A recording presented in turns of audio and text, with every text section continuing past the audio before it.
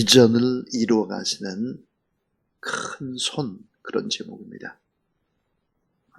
하나님께서 비전을 이루어 가시는 큰 손입니다.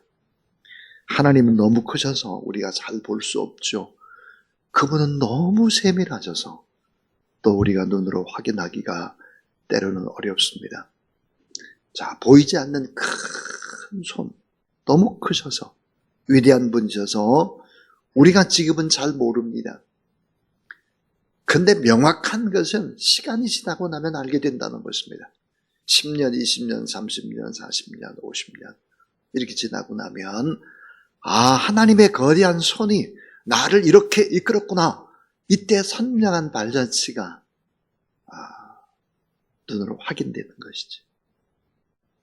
그래서 하나님의 은혜에 또 감사하고 또 하나님 앞에 영광을 올려드리고 그렇습니다. 그래서 오늘을 살아가는 우리에게 꼭 필요한 것은 뭘까? 우리 신앙의 내 자세는 뭘까? 믿음으로 하나님을 신뢰하고 그분의 말씀을 붙잡고 감사하며 소망을 품고 살아내는 것입니다. 살아가는 것이죠. 하나님의 계획은 너무 놀랍습니다. 우리가 전혀 예측할 수가 없죠. 그래서 믿음이 필요한 것입니다. 어떻게 사울을 바울 되게 하셨을까?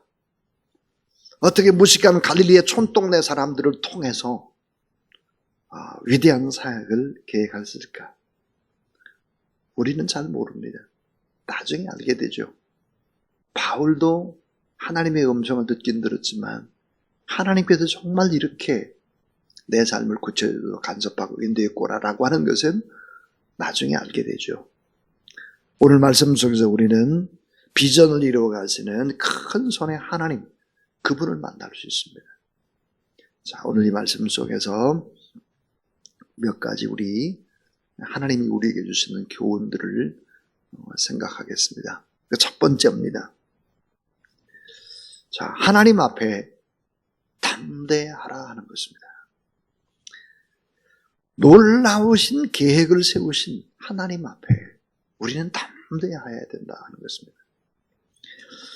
자, 하나님의 놀라운 계획을 다 세워가지고 계시다. 그분이 있기 때문에 우리는 여러 일을 만나도 담대해야 된다 하는 것입니다. 오늘 1절을 보면 바울이 공회를 주목하여 이르되 여러분 형제들아 그렇습니다. 자, 여러분 이 공의의 회원은 71명으로 구성이 되어 있습니다. 그 회원들 앞에 바울이 선 겁니다. 이 공의회라고 하는 것은 이스라엘 민족에게 있어서는 최고의 권력기구죠. 입법, 사법, 행정을 통합하는 최고의 권력자들 앞에서 출세한 소위 지도자들 앞에 바울이 선 것입니다. 그런데 참 담대합니다. 자, 1절에서 보니까 이렇게 꼭 얘기할 것 같은데 존경하는 사내들은 공회 회원 여러분 아니면 존경하는 사내들은 공회 의원님들 이렇게 얘기를 하지 않습니다. 어떻게 얘기할까요? 여러분 형제들아 나는 오늘까지 모든 선한 양심으로 하나님을 섬겼노라 그랬습니다. 담대합니다. 1절도 담대하고 오늘 성경 본문의 마지막 11절도 보시면 11절 그날 밤에 주께서 바울 곁에 서서 이르시되 담대하라. 자, 주께서 담대하라 그랬습니다. 그러니까 바울은 어때요? 담대한 것입니다. 로마 군인들에게 체포되어 신문을 당할 때도 두려워하지 않았고 유대인들에게 핍박당하고 몰매를 맞을 때도 두려워하지 않았고 공회 회원들 71명 앞에서도 두려워하지 않았고 대제사장 아나니아의 법정 앞에서도 감옥에서도 이 모든 과정에 있어서도 그는 두려워하지 않았다. 왜냐하면 미리 하나님께서 말씀하기를 네가 예루살렘에 가면 큰 환난과 핍박을 당하게 될 것이다. 반드시 어려움이 있을 것이다. 이렇게 말씀을 해주셨습니다. 자, 이 모든 과정은 뭘까? 하나님의 계획과 하나님의 섭리가 있고 바울을 연단시키고 바울을 인도하시는 하나님의 축복의 시간, 이 시간을 믿는다면 담대할 수 있을 것입니다. 오늘 우리도 마찬가지로 담대할 수 있겠죠. 그래서 놀라운 계획을 세우신 하나님 앞에 담대하라 하는 것입니다. 우리들도 담대하고 바울이 담대한 것처럼 두려움 없이 그렇게 나가라. 두 번째 교훈은 권위에 복종하라입니다. 권위에 복종하라. 자, 2절부터 4절 말씀, 특별히 2절에 보니까 바울이 공의회를 주목해서 여러분 형제들아 이렇게 얘기를 하고 존경하는 공의회 의원님들 이런 말이 아니라 똑같이 자기하고 형제들아 이렇게 이제 부르고 난 범사의 양심을 따라 하나님을 섬겼다 그랬더니 2절에 보니까 대제사장 아나니아가 바울 곁에 있는 사람들에게 그 입을 치라 이렇게 명합니다. 자, 여러분 입을 친다는 것이 유대 사회에서 무엇을 의미할까? 그것은 유대 사회에서 입을 친다는 것은 최대의 모욕을 주는 것이었습니다. 최대의 모욕을 쳐요. 여러분 뺨을 맞거나 입을 맞거나 여러분 이건 최대의 모욕이죠.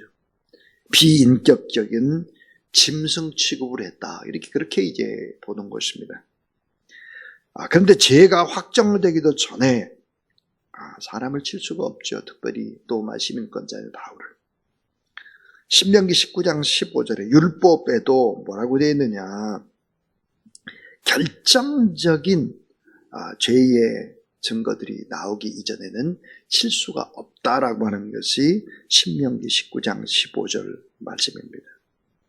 그러니까 율법을 지켜야 될 최고의 수호자 이 대제사장이 결정적인 실수를 한 것입니다. 자, 그때 바울이 이제 뭐라고 말을 할까? 3절입니다. 바울이 이르되 회칠한 담이요 하나님이 너를 치시리로다. 네가 나를 율법대로 심판한다고 앉아서 율법을 어기고 나를 치라 하느냐 그랬습니다. 네가 율법의 수호자 같이 대제사장이지만 넌 대제사장이 신명기 19장 15절에 율법을 범하고 있지 않느냐 이렇게 따지고 있습니다. 자, 바울이 담대히 말하길래 회칠한 담이요 그랬습니다. 여러분 회칠한 담이라는 의미 잘 여러분이 아실 것입니다. 위선과 가식과 겉과 속이 다르고 이유를 배반하는 이런 것들을 지적한 것이 바로 회칠한 담이요 그랬는데, 자 4절에 보면은 곁에 선 사람들이 말하되 하나님의 대제사장을 네가 욕하느냐 그럽니다. 그러니까 바울이 5절에 뭐라고 얘기하느냐. 자, 불법을 저지르고 있지만 그 권위 앞에 바울은 순종을 하는 것입니다. 한번 5절을 같이 읽어보겠습니다. 자, 시작. 바울이 이르되 형제들아 난 그가 대제사장인 줄 알지 못하였노라. 기록하실 때 너희 백성의 관리를 비방하지 말라 하였느니라 하더라. 자, 그가 대제사장인 줄 내가 알지 못했다. 그러면서 바울은 또 성경을 인용합니다. 그 백성의 관리를 비방하지 말라. 그렇게 성경에 했다. 그러니까 내가 오히려 미안하다. 이렇게 이제 인정을 하는 것이죠. 그러니까 대제사장이 불법을 저지르고 있지만 그 권위에 복종하고 있는 것입니다. 가끔 우리는 오늘 본문처럼 억울한 일을 당하고 부당한 대우를 당할 때가 있습니다. 말도 안 되는 불법 앞에서 너무 힘들어할 때가 있죠. 우리가. 저는 틀림없이 잘못된 일인데 내가 억울하구나 이렇게 할 때 보통 사람들이 하는 일이 뭘까요? 한거를 하죠. 한가할 뿐만 아니라 돌을 들고 데모도 하고 소리를 지르고 심지어 자기 뜻대로 안 되니까 어때요? 분신 자살을 시도하기도 하고 체제를 부정하고 권위에 도전합니다. 예전에 어떤 학생들은 인하대학교에서 있었던 일이죠. 교수님 머리를 붙잡고 머리를 깎죠. 그리고 막 총장실을 막 점거하죠. 학생들이 이것이 정당한 방어요 정의라고 젊은이들은 그렇게 생각을 했던 것이죠. 그러나 이건 권위라고 하는 이 권위를 그렇게 무시해서는 안 되는 것이죠. 예수 그리스도는 불법 재판, 빌라도의 법정에서 불법 재판, 말도 안 되는 소리들이 자행되고 있을 때도 예수 그리스도는 침묵을 합니다. 그리고 불법의 권위 앞에 아무 소리 하지 않죠. 그리고 그냥 자기 자신을 맡겨버리고 순종하는 모습들을 보입니다. 바울도 순식간에 입장을 바꿔서 그 권위에 순종하는 것입니다. 자, 여러분, 하나님께서는 우리보다 먼저 부모님께 권위를 베풀어 주셨습니다. 자, 이 권위를 가진 자는 물론 그 권위를 잘 사용을 해야 합니다. 그런데 부모님이 자기 마음에 잘 들지 않는다고 그 권위에 도전해서는 안 되는 것이죠. 자, 하나님은 학생들 앞에 교수라고 하는 권위를 주셨습니다. 그런데 이 권위를 머리를 깎는다든지 교수를 두드려 팬다든지 이렇게 하면 안 되는 것이죠. 학생이 선생님을 막 함부로 한다든지 그런 모든 것들이 무너져 버리는 것입니다. 자, 하나님은 정부라는 권위를 주셨죠. 입법, 사법, 행정의 수장들을 세웠습니다. 이 행정의 체계의 권위, 그 권위를 인정해야 되는 것이죠. 오늘 우리는 특별히 예수 그리스도를 믿는 사람들은 혁명을 일으켜서 나라와 민족을 바꾸겠다, 그런 생각을 해서는 안 되는 것입니다. 오늘 우리는 누구일까요? 순교하는 사람들입니다. 오히려 순교를 택하죠. 희생과 섬김과 나눔을 선택합니다. 잘 여러분 생각해 보세요. 이 나라의 민족이 이렇게 건강하게 그 좋은 나라가 된 이유는 무엇일까? 그것은 바로 믿음의 사람들이 희생하고 순교하고 순국했기 때문에 그런 것입니다. 여러분, 그 순교의 피는 그 다음 세대에 총체적인 부흥과 축복을 가져옵니다. 참 저는 태국이라는 나라를 우리 교회는 아주 일찍이 태국 선교에 집중을 했습니다. 캄보디아보다 먼저 태국을. 저도 태국을 참 많이 갔습니다. 태국의 빈민촌도 가고 나병 환자촌도 가고 제가 마산에 문창교에 있을 때부터 태국을 다녔으니까요. 근데 태국은 참 이상합니다. 이 소승불교가 깊이 뿌리를 박아가지고 자, 고무줄 같아요. 쫙 이렇게 당기면 한없이 늘어나요. 놓으면 제자리입니다. 복음을 전할 때는 받아들이는 게 왜? 예의상. 예수 믿는 사람 손 드세요. 손 다 들어. 일어나세요. 다 일어나. 따라하세요. 따라해요. 예. 그 사람들이 그렇지 않은 게 아니에요. 예. 가보면 또 제자리로 돌아갔어요. 너무 안타깝죠. 그래서 여러분, 선교사들의 무덤, 블랙홀이 어딜까? 태국입니다. 태국은 큰 전쟁이 없었습니다. 그렇게 큰 순교자들이 없었죠.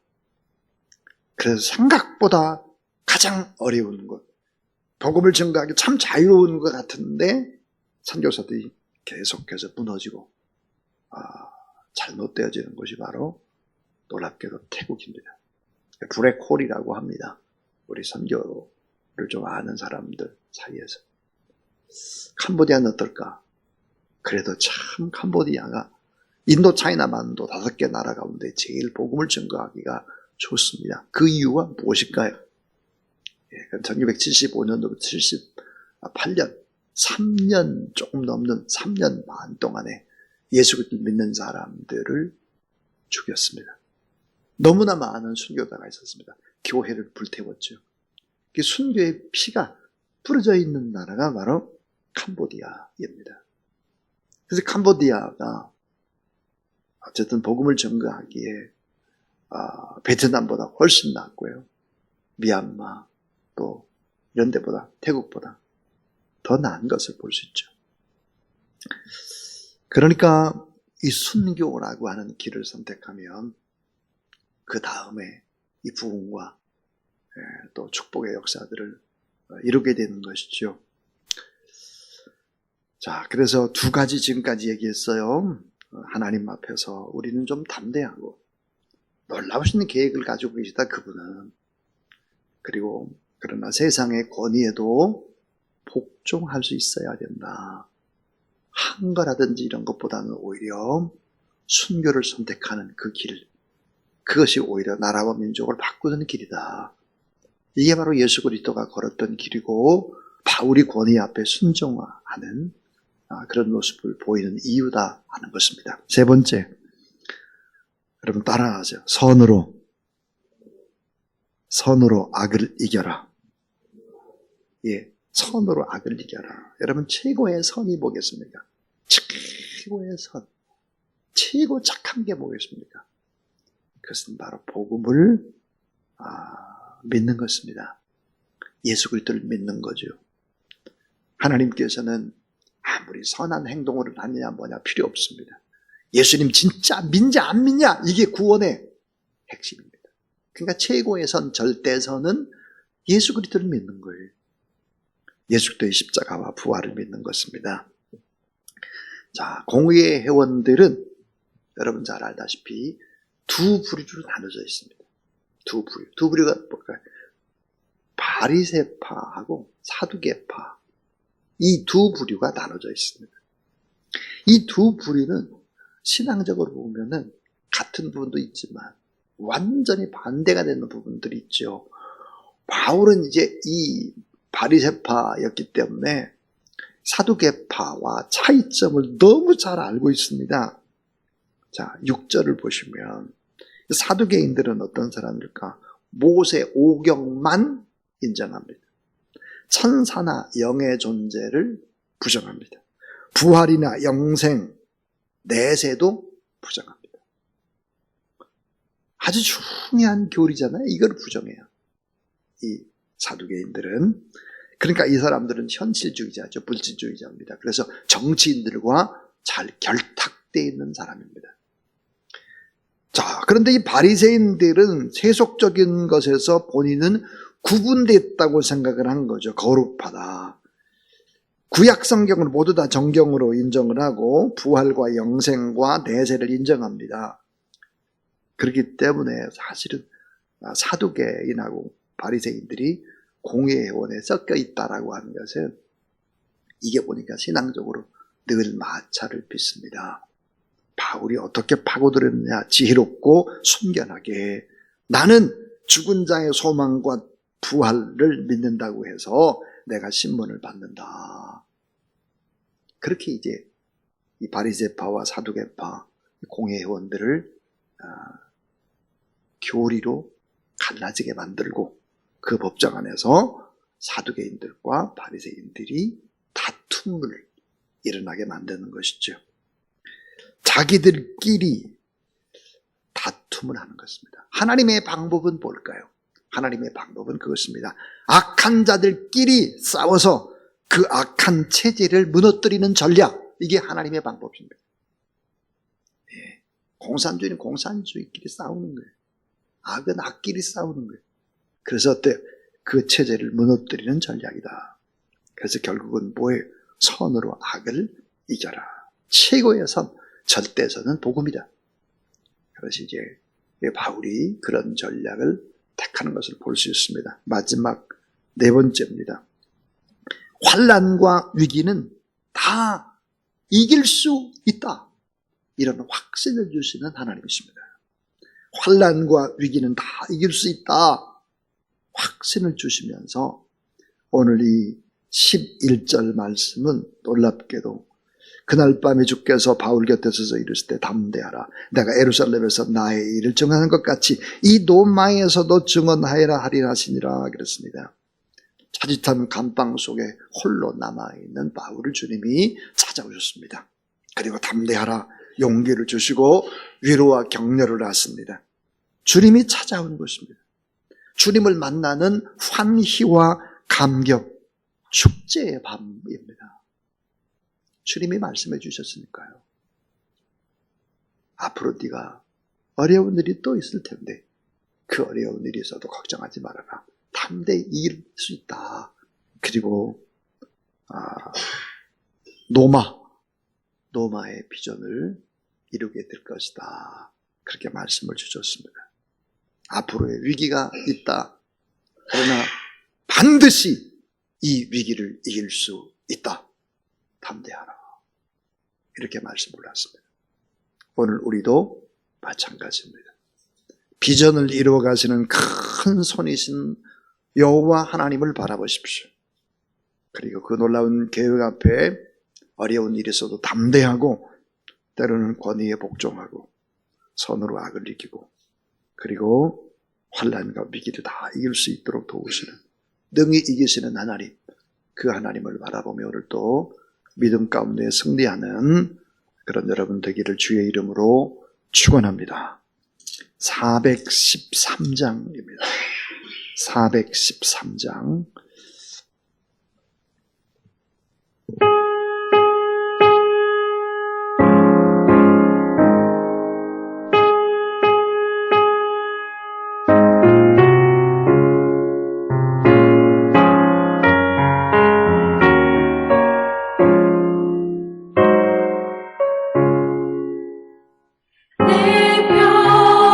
평생에 가는 길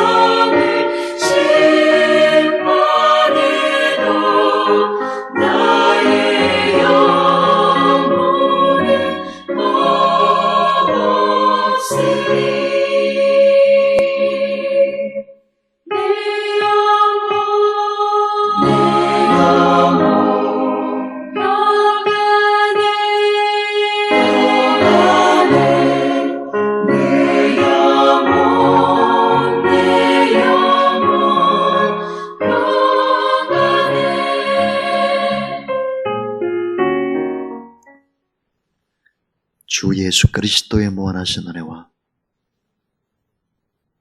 우리 하나님의 놀라운 사랑과 삶의 위기나 어려움 속에서도 담대하도록 힘주시는 성령 하나님의 거룩한 역사가 오늘도 하나님 앞에 예배드리고 중보기도하고 문제들을 끌어안고 하나님 앞에 나가는 모든 하나님의 사람들 머리 위에 이제로부터 영원토록 함께 하옵시기를 간절히 축원하옵나이다. 아멘.